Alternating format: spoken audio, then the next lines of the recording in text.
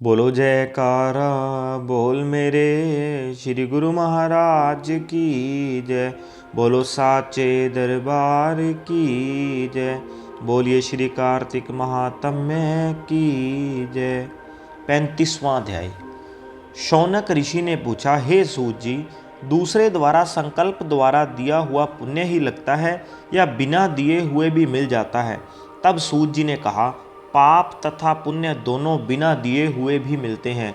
सतयुग में एक का किया हुआ पाप तथा पुण्य कर्म सारे देश को, त्रेता में ग्राम को तथा द्वापर में कुल को मिलता था, परंतु कलयुग में केवल कर्ता को ही पाप और पुण्य मिलता है।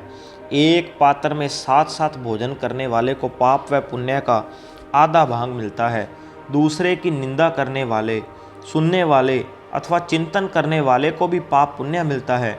दूसरे का द्रव्य चुराकर दान देने वाला पाप का भागी होता है।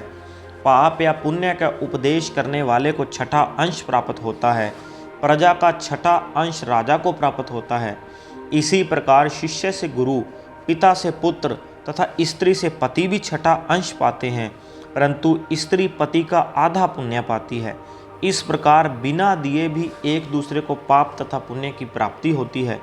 इस संबंध में अत्यंत पुण्य देने वाला एक प्राचीन इतिहास सुनो। एक समय उज्जयिनी नामक नगरी में धनेश्वर नाम का ब्राह्मणोचित कर्मों से रहित, जुआरी, मदिरा पीने वाला, वेश्यागामी, रस कमल तथा खाल बेचने वाला अत्यंत पापी ब्राह्मण रहता था। वह क्रय विक्रय हेतु कई नगरों में घूमता फिरता महिषमती नगरी में गया और वहां पर एक मास तक ठहरा। एक दिन नर्मदा नदी के तट पर उसने जप तप करने वाले ब्राह्मणों का पूजन तथा सायंकाल शिव का दीपदान महोत्सव भी देखा। उसी रात्रि को एक सर्प ने उसे काट लिया। तब कुछ मनुष्यों ने उसके मुख में तुलसी दल तथा नर्मदा का जल डाला। इसके पश्चात उसकी मृत्यु हो गई और यमदूत उसे मारते पीटते हुए यमराज के पास ले गए। यमलोक में चित्रगुप्त ने क्रोध भरी दृष्टि से उसकी ओर देखते हुए यमराज से कहा, महाराज, यह बड़ा पापी है, इसने जीवन भर में एक भी सत्कर्म नहीं किया है।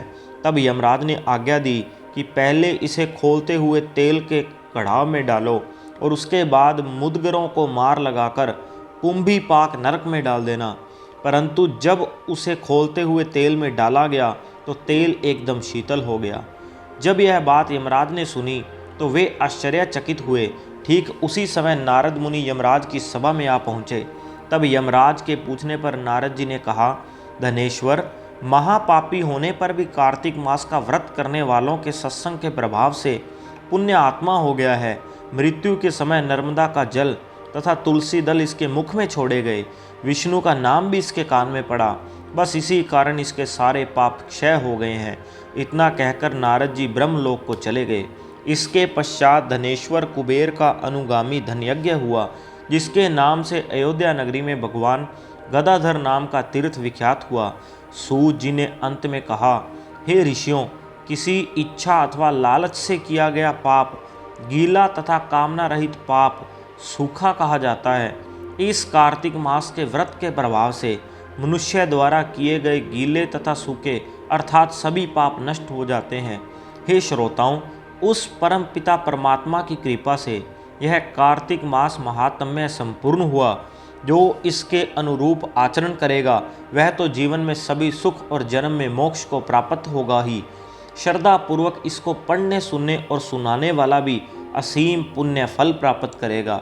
इति 35वां अध्याय समाप्तम। बोलो जयकारा बोल मेरे श्री गुरु महाराज की जय। बोलो साचे दरबार की जय। बोलिए श्री कार्तिक महात्म्य की जय।